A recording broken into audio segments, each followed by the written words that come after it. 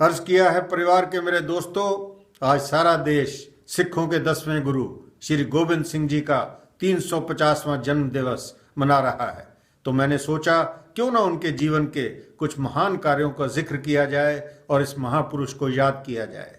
गुरु गोविंद सिंह एक महान धार्मिक गुरु, सर्वश्रेष्ठ योद्धा, कवि और फिलॉसफर थे और उन जैसे इंसान सदियों में जन्म लेते हैं। हिंदू धर्म की रक्षा के लिए उन्होंने अपने माता पिता और चारों पुत्रों को देश पर न्यौछावर कर दिया। 1666 ईस्वी में पटना में जन्म लिया और बचपन के दिन पंजाब में आनंदपुर साहब में बिताए। जब वे 9 वर्ष के थे तो कश्मीर से कुछ हिंदू परिवार उनके पिताजी और सिखों के 9वें गुरु श्री तेग बहादुर साहब के दरबार में रोते बिलखते आए और बताया कि मुगल बादशाह औरंगजेब उन्हें मुस्लिम धर्म अपनाने के लिए दबाव डाल रहा है और ना मानने पर उन पर जुल्म ढाया जा रहा है। गुरु तेग बहादुर कुछ सोचने लगे तो पास में बैठे हुए 9 वर्ष के बेटे गोविंद सिंह ने पिता से पूछा कि इन लोगों की परेशानी कैसे दूर होगी। पिता ने जवाब दिया कि ये तकलीफ किसी महापुरुष के बलिदान से खत्म होगी। बेटे ने कहा, आपसे बड़ा महापुरुष कौन है?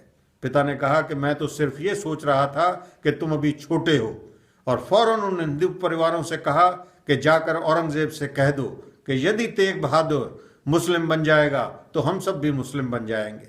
उन्होंने ऐसा ही किया और औरंगजेब ने गुरु तेग बहादुर को दिल्ली बुलाया और बहुत तकलीफें देने के बाद भी जब वो धर्म परिवर्तन के लिए तैयार नहीं हुए तो सब लोगों के सामने चांदनी चौक में तलवार से उनका शीश धड़ से अलग कर दिया। आज उसी स्थान पर पवित्र गुरुद्वारा शीशगंज मौजूद है। केवल 9 वर्ष की आयु में श्री गोविंद सिंह जी सिखों के 10वें गुरु बने और प्रण लिया कि कभी भी जुल्म के आगे नहीं झुकेंगे और हिंदू परिवारों को मुगलों के अत्याचार से बचाएंगे।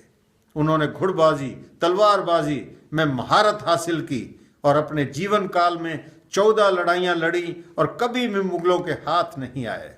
1699 में उन्होंने सिख धर्म की स्थापना की और कहा, वही मेरा प्यारा है जो पवित्र जीवन बिताएगा और अपना जीवन कमजोर और दुखी लोगों की रक्षा और सेवा में लगाएगा।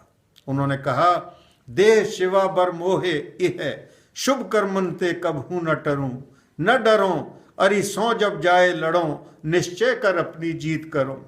और सिखों अपने ही मन को इह लालच हौ गुण तो उचरो, जब आओ की औद निधान बने अत ही रन में तब जूझ मरो।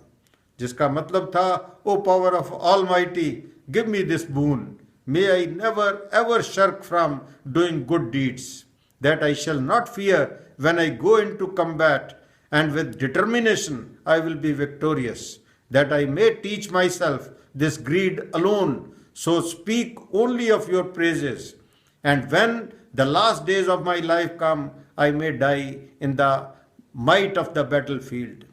गोविंद सिंह जी निडर थे। उन्होंने लिखा, मोहे मरने का चाव है, मरो तो हर के द्वार, जिस मरने ते जग डरे मेरे मन आनंद, मरने ही ते पाइए पूर्ण परमानंद। और कहा, 1.25 लाख से एक लड़ाऊं तभी गोविंद सिंह नाम कहाऊं।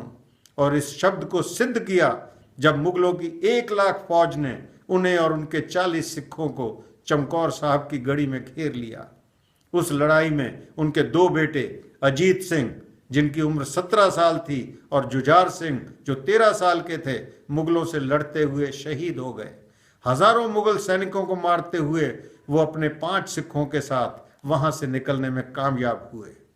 सरहंद के नवाब वजीर खान ने धोखे से उनकी माता गुजरी जी और उनके छोटे बेटों जोरावर सिंह, जो उस समय 8 साल के थे, और फतेह सिंह, जो 5 साल के थे, उनको पकड़ लिया और दोनों बेटों को जिंदा दीवार में चुनवा दिया। माता गुजरी जी ने भी ये सुनते ही गम में अपने प्राण त्याग दिए। जब गुरु जी के चारों वीर पुत्र शहीद हो गए तो उन्होंने कहा, 4 मुए तो क्या हुआ, जीवित कई हजार। गोविंद सिंह जी कुछ महीने बठिंडा के पास दमदमा साहब में रुके, जहां उन्होंने भाई मंजीत सिंह से सब गुरुओं और महान संतों द्वारा बोले हुए शब्दों और उपदेशों को एक ग्रंथ के रूप में लिखवाया और उसे ग्रंथ साहब नाम दिया।